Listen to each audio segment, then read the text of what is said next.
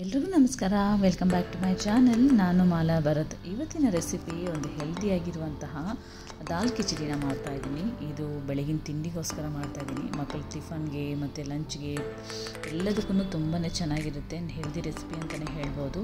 ನಾನು ಬೆಳಗಿನ ತಿಂಡಿನ ಸ್ವಲ್ಪ ಈಸಿಯಾಗಿ ಆಗೋ ರೀತಿಯಲ್ಲಿ ನಾನು ಮಾಡ್ಕೊತೀನಿ. ಸೊ ಬನ್ನಿ, ನನ್ನ ಸ್ಟೈಲಲ್ಲಿ ನಾನು ಹೇಗೆ ದಾಲ್ ಕಿಚಡಿನ ಮಾಡ್ತೀನಿ ಅಂತ ತೋರಿಸ್ಕೊಡ್ತೀನಿ.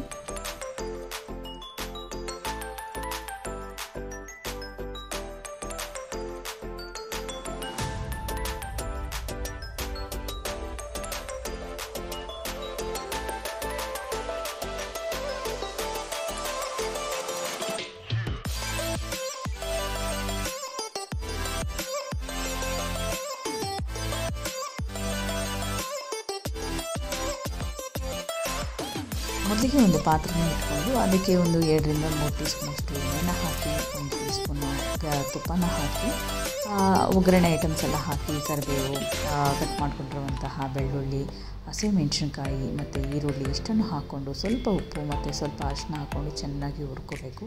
ಹಸಿ ವಾಸನೆ ಹೋಗೋವರೆಗೂ ಹುರ್ಕೊಂಡಿದ್ದಾದಮೇಲೆ ಇಲ್ಲಿ ಕಟ್ ಮಾಡ್ಕೊಂಡಿರುವಂತಹ ಟೊಮೊಟೊನ ಹಾಕಿ ಚೆನ್ನಾಗಿ ಹುರ್ಕೋಬೇಕು. ನಂತರ ಇಲ್ಲಿ ನಾವೇನು ಅಕ್ಕಿನ ತೊಳೆದಿಟ್ಕೊಂಡಿದ್ದೀವಲ್ಲ ಅದನ್ನು ಕೂಡ ಸೇರಿಸ್ಕೋಬೇಕು. ನಾನಿಲ್ಲಿ ಸಾಂಬಾರು ಪುಡಿನ ಬಳಸ್ತಾ ಇದ್ದೀನಿ. ಈ ಕಿಚಡಿಗೆ ನಾನು ಮನೆಯಲ್ಲೇ ಮಾಡಿರುವಂತಹ 2 ಟೀ ಸ್ಪೂನಷ್ಟು ಸಾಂಬಾರು ಪುಡಿನ, 1 ಟೀ ಸ್ಪೂನಷ್ಟು ಅಚ್ಚಕಾರದ ಪುಡಿ, ಸ್ವಲ್ಪ ಕೊರಿಯಂಡರ್ ಪುಡಿಯನ್ನು ಹಾಕಿ ಚೆನ್ನಾಗಿ ಹುರ್ಕೋತಾ ಇದ್ದೀನಿ.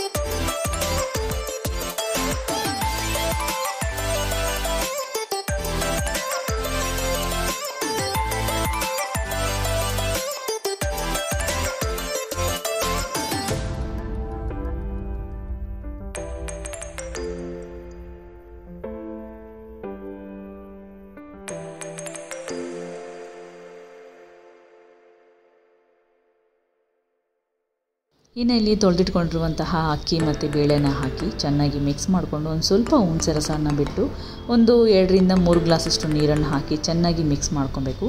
ನಂತರ ಒಂದು ಕುದಿ ಬಂದಮೇಲೆ ಕುಕ್ಕರ್ ಲಿಡ್ನ ಕ್ಲೋಸ್ ಮಾಡಿಕೊಂಡು ಒಂದು 2ರಿಂದ 3 ವಿಜಿಲ್ ಆದಮೇಲೆ ಇಲ್ಲಿ ದಾಲ್ ಕಿಚಡಿ ರೆಡಿಯಾಗಿ ಹೋಗುತ್ತೆ. ತುಂಬ simple and tasty and healthy ಆಗಿರುವಂತಹ ರೆಸಿಪಿ. ಮಕ್ಕಳ ಬ್ರೇಕ್ಫಾಸ್ಟ್ಗೆ, ಲಂಚ್ಗೆ ಎಲ್ಲದಕ್ಕೂ ಹೆಲ್ಪ್ ಆಗುತ್ತೆ ಆ್ಯಂಡ್ ತುಂಬ ಹೆಲ್ದಿ ರೆಸಿಪಿ ಅಂತಲೇ ಹೇಳ್ಬೋದು.